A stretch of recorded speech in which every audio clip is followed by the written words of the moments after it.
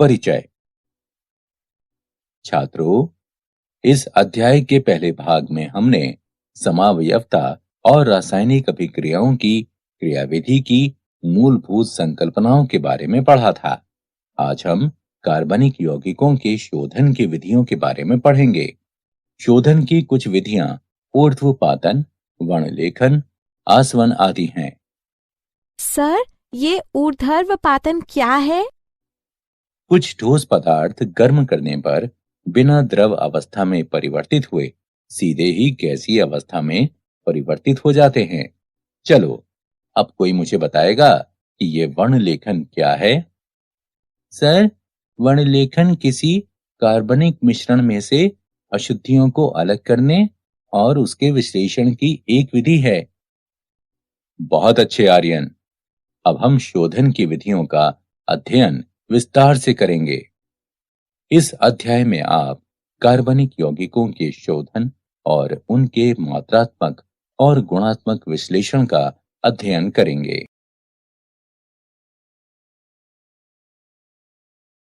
उद्देश्य। इस पाठ के अंत में आप निम्न करने में सक्षम हो जाएंगे: कार्बनिक यौगिकों के शोधन की विधियों का वर्णन करना, कार्बनिक यौगिकों के गुणात्मक विश्लेषण को समझना, मात्रात्मक विश्लेषण का वर्णन करना। कार्बनिक यौगिकों के शोधन की विधियां। कार्बनिक यौगिकों के शोधन की विभिन्न विधियां निम्नलिखित हैं: ऊर्ध्वपातन यानी सब्लिमेशन, क्रिस्टलन यानी क्रिस्टलाइजेशन, आसवन यानी डिस्टिलेशन, विभेदी निष्कर्षण यानी डिफरेंशियल एक्सट्रैक्शन और वर्णलेखन यानी क्रोमैटोग्राफी। अब हम एक एक कर सभी के बारे में विस्तार से जानेंगे। ऊर्ध्वपातन। कुछ ठोस पदार्थ गर्म करने पर बिना द्रव अवस्था में परिवर्तित हुए सीधे ही गैसीय अवस्था में परिवर्तित हो जाते हैं। इसे ऊर्ध्वपातन कहते हैं। इसका उपयोग ऊर्ध्वपातनीय कार्बनिक यौगिकों को दूसरे अशुद्ध यौगिकों जो ऊर्ध्वपातनीय नहीं हैं, उनसे पृथक करने के लिए किया जाता है। अशुद्ध कार्बनिक यौगिकों को छिद्रित एस्बेस्टास की चादर से ढकी हुई एक प्याली में रखकर गर्म किया जाता है, जिसके ऊपर एक उल्टी फनल यानी कीप रखी जाती है। कीप के स्तंभ में कपास भरा जाता है। गर्म करने पर ठोस यौगिक का वो हिस्सा जो ऊर्ध्वपातित हो जाता है, एस्बेस्टस की चादर के छिद्र से गुजरकर कीप की ठंडी दीवार में संघनित हो जाता है। अशुद्धियां जो ऊर्ध्वपातित नहीं होती हैं, प्याली में ही रह जाती हैं।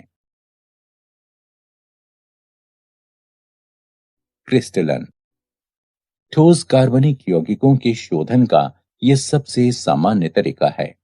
ये विधि जिस उपयुक्त विलायक में ये कार्बनिक यौगिक मिलाए जाते हैं, उसमें इनकी विलेयताओं में निहित अंतर पर आधारित होती है।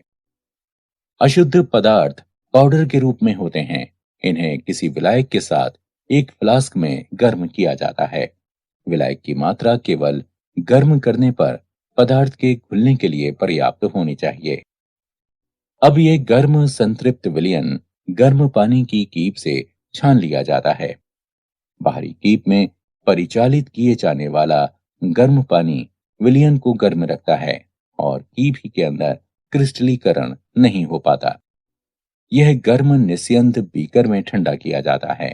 बड़े बड़े क्रिस्टल्स प्राप्त होते हैं और इन क्रिस्टलों को निस्यंद में से निस्यंदन के माध्यम से पृथक कर लिया जाता है। आसवन। आसवन द्रवों के शोधन की एक विधि है, जिसके द्वारा द्रव मिश्रण में से उनके विभिन्न घटकों से अलग अलग किया जाता है। एक फ्लास्क में द्रव मिश्रण को गर्म करने पर द्रव में उपस्थित कम क्वथनांक वाले घटकों का वाष्पीकरण शुरू हो जाता है। वाष्प को संघनित्र की सहायता से संघनित करके प्राप्त द्रव को ग्राही में एकत्र कर लिया जाता है। द्रव मिश्रण के वे घटक जिनका क्वथनांक उच्च होता है, बाद में वाष्पित होते हैं और इन द्रवों को अलग एकत्रित किया जा सकता है।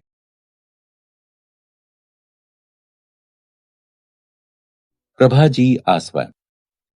जब दो द्रवों के क्वथनांक एक दूसरे के काफी करीब होते हैं, तब साधारण आसवन काम नहीं करता है।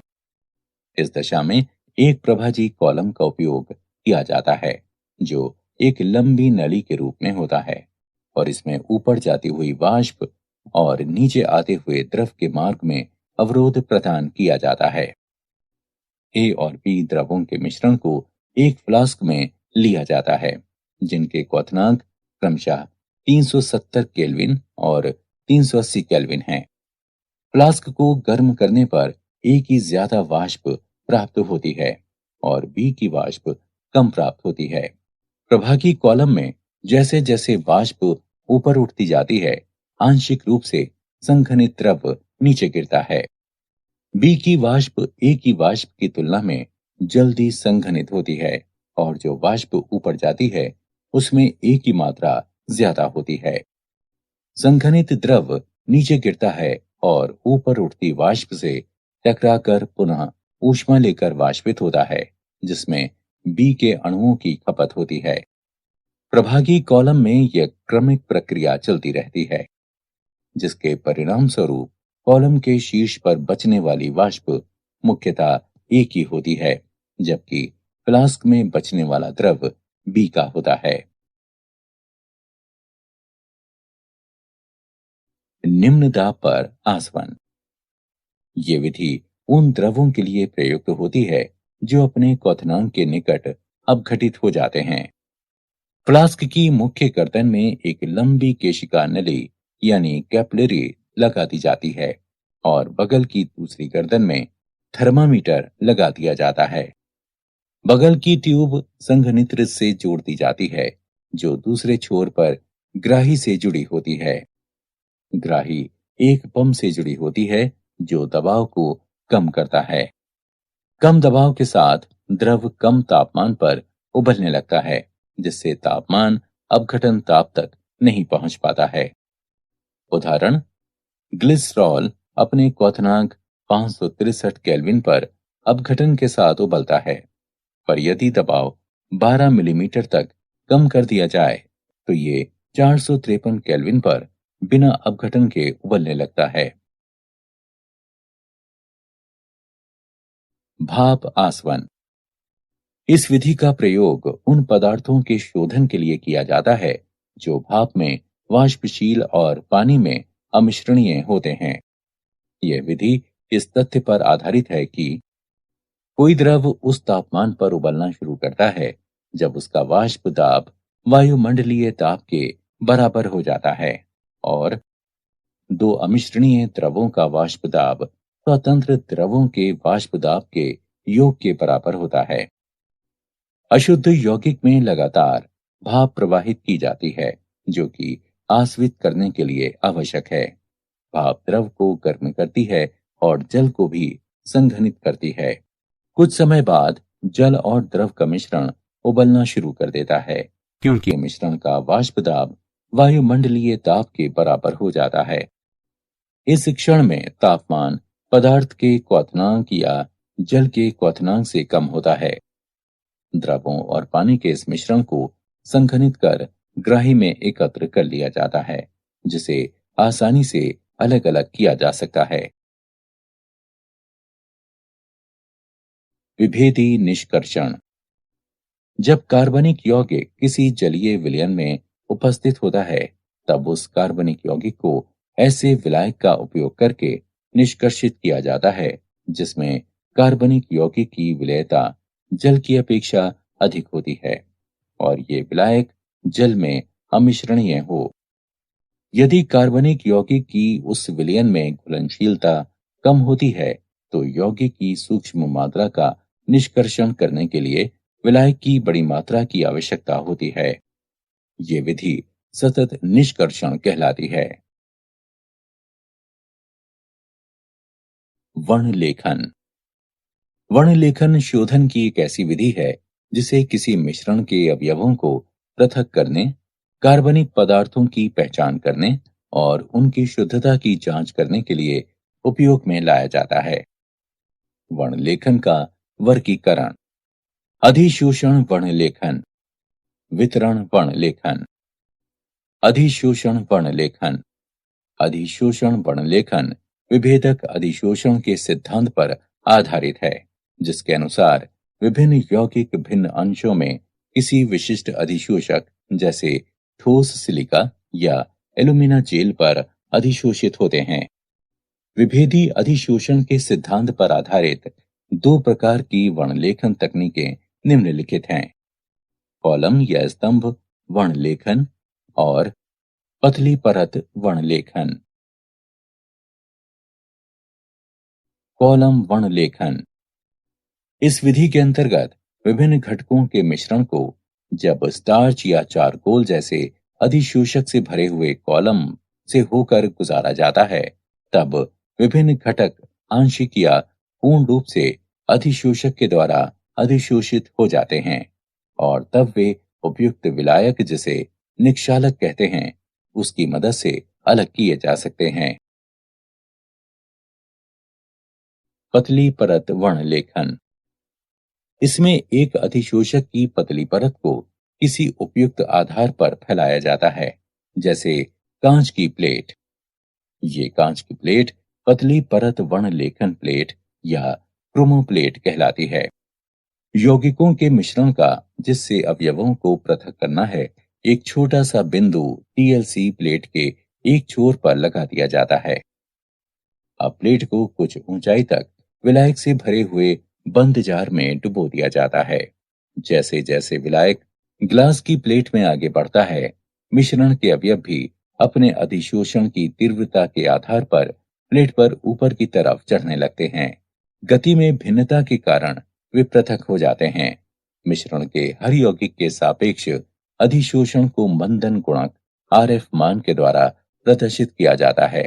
इसे निम्न प्रकार से निकाला जा सकता है: आरएफ बराबर आधार रेखा से यौगिक के बढ़ने की दूरी x बटे आधार रेखा से विलायक की आगे तक की दूरी y। वितरण वर्णलेखन। वितरण वर्णलेखन एक तरह से कागज वर्णलेखन है, जिसमें विशिष्ट प्रकार का कागज, जिसे क्रोमेटोग्राफी कागज कहा जाता है, उपयोग में लाया जाता है। इस कागज के छिद्रों में जल अणु बंध जाते हैं, जो स्थिर प्रावस्था का कार्य करते हैं। क्रोमेटोग्राफी कागज के आधार पर मिश्रण का बिंदु लगाकर जार में लटका दिया जाता है। जार में कुछ ऊंचाई तक उपयुक्त विलायक या विलायकों का मिश्रण भरा होता है, जो गतिशील प्रावस्था का कार्य करता है। विलायक पेपर की पट्टी पर ऊपर की ओर पड़ता है और बिंदु के ऊपर प्रवाहित होता है। विभिन्न यौगिकों का दो प्रावस्थाओं में वितरण भिन्न भिन्न होने के कारण ये अलग अलग दूरी तक जाते हैं और पृथक हो जाते हैं। इस प्रकार विकसित पट्टी क्रोमेटोग्राम कहलाती है। रंगहीन यौगिकों को पराबैंगनी किरणों के नीचे रखकर या उपयुक्त अभिकर्मक के विलयन को छिड़ककर देखा जा सकता है। कार्बनिक यौगिकों का गुणात्मक विश्लेषण। कार्बन और हाइड्रोजन की पहचान। कार्बनिक यौगिकों को कॉपर 2 ऑक्साइड के साथ तेज गर्म किया जाता है। उत्पन्न हुई गैसों को परख नली के अंदर निर्जल कॉपर सल्फेट में से गुजारा जाता है और फिर चूने के पानी में प्रवाहित कर दिया जाता है। यदि कार्बन उपस्थित होता है तो ये कार्बन डाइऑक्साइड बनाता है, जो चूने के पानी को दूधिया कर देता है। अभिक्रियाएं निम्नलिखित हैं: कार्बनिक यौगिकों में उपस्थित कार्बन कॉपर 2 ऑक्साइड के साथ अभिक्रिया करके कॉपर और कार्बन डाइऑक्साइड बनाता है। उत्पन्न हुई कार्बन डाइऑक्साइड कैल्शियम हाइड्रोक्साइड से अभिक्रिया करती है, जिससे वो दूधिया हो जाती है, जो उस कार्बनिक यौगिक में कार्बन की उपस्थिति को सूचित करता है। यदि कार्बनिक यौगिक में हाइड्रोजन उपस्थित है तो ये पानी की वाष्प बनाता है, जो निर्जल कॉपर सल्फेट से गुजरकर CuSO4 5H2O बनाती है, जिससे उसका रंग नीला हो जाता है। अभिक्रियाएं निम्नलिखित हैं। कार्बनिक यौगिक की हाइड्रोजन कॉपर दो ऑक्साइड से अभिक्रिया करके कॉपर और पानी बनाती है। उत्पन्न पानी निर्जल कॉपर सल्फेट से क्रिया करके CuSO4 5H2O बनाता है, जिससे उसका रंग नीला हो जाता है। अन्य तत्वों की पहचान। कार्बनिक यौगिकों में उपस्थित नाइट्रोजन, सल्फर, हैलोजन और फास्फोरस जैसे अन्य तत्वों को लैसे परीक्षण के द्वारा पहचाना जा सकता है। कार्बनिक यौगिकों में उपस्थित तत्वों को सोडियम धातु के साथ संगलित करने पर ये तत्व संयोजी रूप से आयनिक रूप में परिवर्तित हो जाते हैं। अभिक्रियाएं निम्नलिखित हैं। जब सोडियम कार्बनिक यौगिकों में उपस्थित विभिन्न तत्वों के साथ क्रिया करता है, तब ये सोडियम संलग्न निष्कर्ष बनाता है। नाइट्रोजन के लिए परीक्षण। सोडियम संलग्न निष्कर्ष को फेरस सल्फेट के साथ मिलाने पर, जो कि सोडियम साइनाइड है, सोडियम पेरोसाइनाइड बनाता है। इस अभिक्रिया के दौरान फेरिक आयन बनता है, जो फेरोसाइनाइड से क्रिया करके फेरीफेरोसाइनाइड बनाता है, जिसका रंग नीला होता है। सल्फर के लिए परीक्षण। यदि कार्बनिक यौगिक में सल्फर उपस्थित है, तो इसे सोडियम संलग्न निष्कर्षण, जो कि सोडियम सल्फाइड है, उसको सोडियम नाइट्रोक्लोराइड के साथ अभिकृत करने पर सल्फर की उपस्थिति के कारण जो बैंगनी रंग आता है, उसके द्वारा उसे पहचाना जा सकता है। हैलोजनों के लिए परीक्षण। सोडियम संलग्न निष्कर्षण के एक भाग को NaX नाइट्रिक अम्ल के द्वारा अम्लीकृत करके उसमें सिल्वर नाइट्रेट मिलाया जाता है। यदि सफेद अवक्षेप बनता है, जो कि अमोनियम हाइड्रोक्साइड में विलयित हो जाता है, तब ये क्लोरीन की उपस्थिति को दर्शाता है। यदि पीला अवक्षेप बनाता है, जो कि अमोनियम हाइड्रोक्साइड में अल्प विलय है, तब ये ब्रोमीन की उपस्थिति को दर्शाता है। और यदि ये पीला अवक्षेप अमोनियम हाइड्रोक्साइड में अविलय है, तब ये आयोडीन की उपस्थिति को दर्शाता है। यदि नाइट्रोजन या सल्फर की संभावना होती है, तो परीक्षण के पूर्व सोडियम संलग्न निष्कर्षण को 2 मिनट तक उबाला जाता है, जिससे HCN और H2S के साइनाइड और सल्फाइड विघटित हो जाएं, जो परीक्षण में बाधा उत्पन्न करते हैं।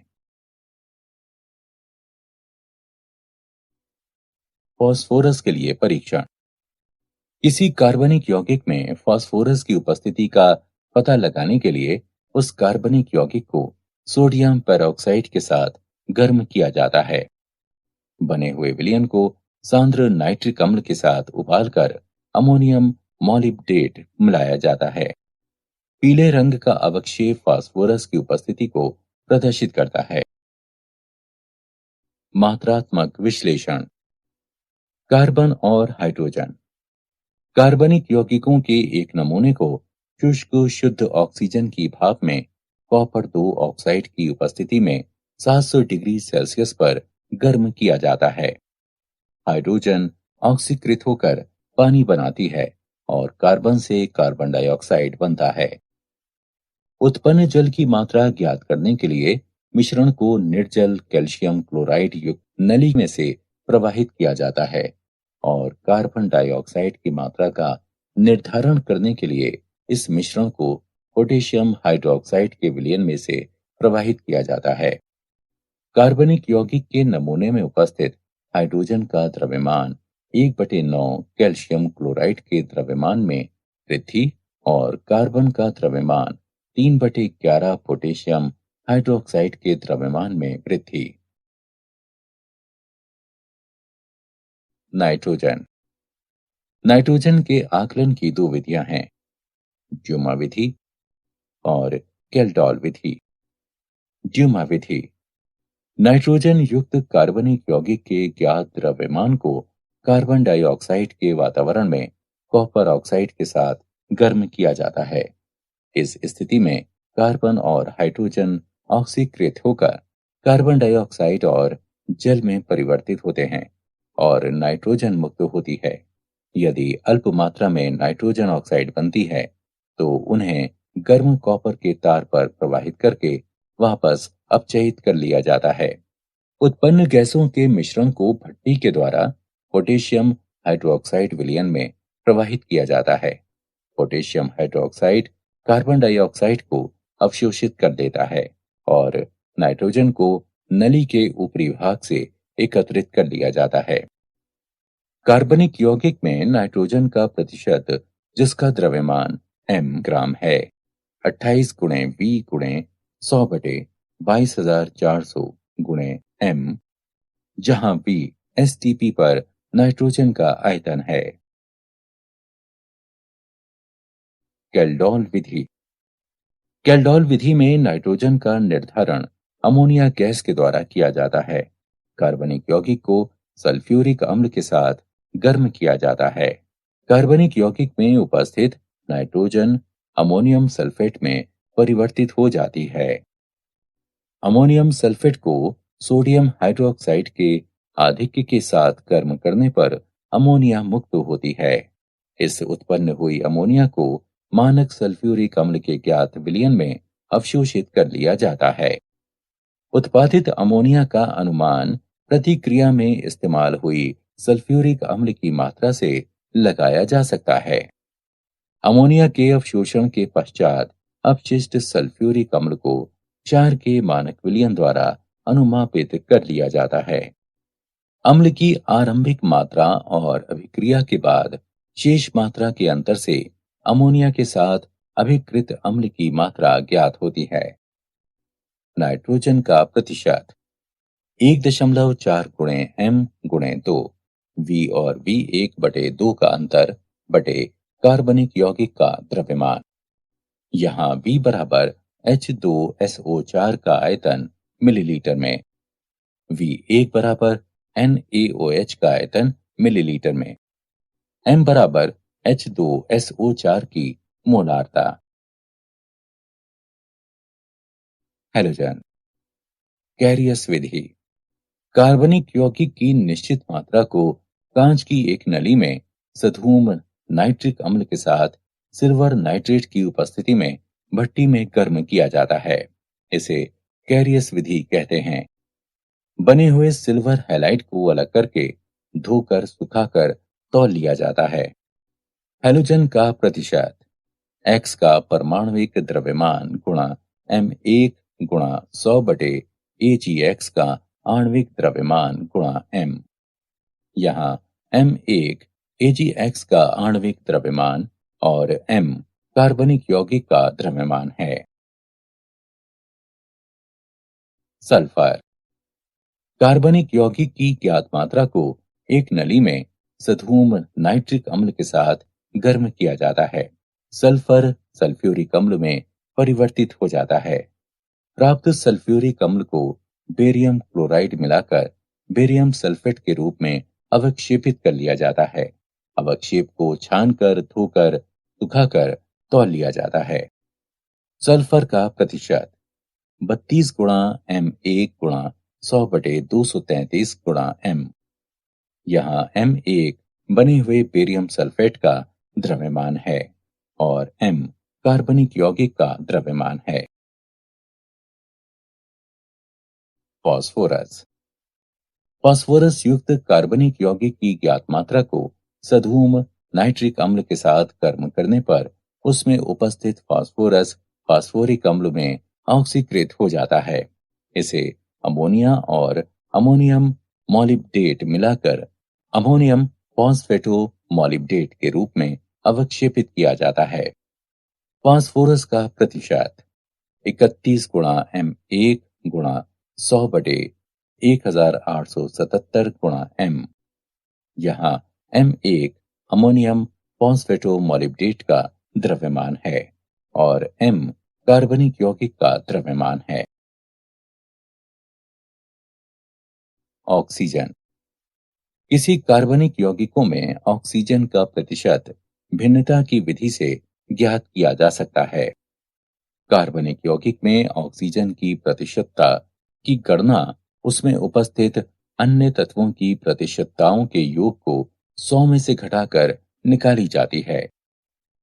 कार्बनिक यौगिकों की एक निश्चित मात्रा को नाइट्रोजन गैस के प्रवाह में गर्म किया जाता है। उत्पन्न हुई गैसों के मिश्रण को रक्त तप्तकोप पर प्रवाहित करने पर ऑक्सीजन गैस कार्बन मोनोऑक्साइड में परिवर्तित हो जाती है। अब इस गैसीय मिश्रण को आयोडीन पेंटॉक्साइड मिलाने पर carbon monoxide gas carbon dioxide में ऑक्सीकृत हो जाती है। अभिक्रियाओं के अनुसार ऑक्सीजन का प्रतिशत निम्न प्रकार से प्राप्त किया जा सकता है: 16 गुणा कार्बन डाइऑक्साइड का द्रव्यमान बटे 44 गुणा कार्बनिक यौगिक गुणा 100। क्या आप जानते हैं कार्बन सभी सजीवों में पाया जाता है? कार्बन एक अधातु है। ये अपने आप के साथ और कई अन्य रासायनिक तत्वों के साथ आपंत बना सकता है और लगभग 10 लाख यौगिकों का गठन कर सकता है। सारांश। आइए हमने जो कुछ सीखा है उसे संक्षेप में दोहराएं। ऊर्ध्वपातन, क्रिस्टलीकरण, आसवन, विभेदी निष्कर्षण और वर्णलेखन कार्बन यौगिकों के शोधन की विधियां हैं। कार्बनिक यौगिक को कॉपर 2 ऑक्साइड के साथ तेज गर्म करके उसमें कार्बन और हाइड्रोजन की उपस्थिति का पता लगाया जा सकता है। नाइट्रोजन, सल्फर और हैलोजन को सोडियम संगलन निष्कर्ष के द्वारा पहचाना जा सकता है। कार्बनिक यौगिक के नमूने में उपस्थित हाइड्रोजन का द्रव्यमान 1/9 कैल्शियम क्लोराइड के द्रव्यमान में वृद्धि और कार्बन का द्रव्यमान 3/11 पोटेशियम हाइड्रोक्साइड के द्रव्यमान में वृद्धि। कार्बनिक यौगिक में नाइट्रोजन का प्रतिशत, जिसका द्रव्यमान m ग्राम है, निम्न है। इसमें V STP पर नाइट्रोजन का आयतन है। किसी कार्बनिक यौगिक में हैलोजन का प्रतिशत X का परमाणविक द्रव्यमान गुणा M1 गुणा 100 बटे AgX का आणविक द्रव्यमान गुणा M है, जहां M 1 AgX का द्रव्यमान और M कार्बनिक यौगिक का द्रव्यमान है। किसी कार्बनिक यौगिक में सल्फर का प्रतिशत 32 गुणा M1 गुणा 100 बटे 233 गुणा M है। यहाँ M1 बने हुए बेरियम सल्फेट का द्रव्यमान है और M कार्बनिक यौगिक का द्रव्यमान। किसी कार्बनिक यौगिक में फास्फोरस का प्रतिशत 31 गुणा M1 गुणा 100 बटे 1877 गुणा M है, जहां M1 अमोनियम फॉस्फेटोमोलिब्डेट का द्रव्यमान है और M कार्बनिक यौगिक का द्रव्यमान है। किसी कार्बनिक यौगिक में ऑक्सीजन का प्रतिशत निम्न प्रकार से प्राप्त किया जा सकता है: 16 गुणा कार्बन डाइऑक्साइड का द्रव्यमान बटे 44 गुणा कार्बनिक यौगिक गुणा 100।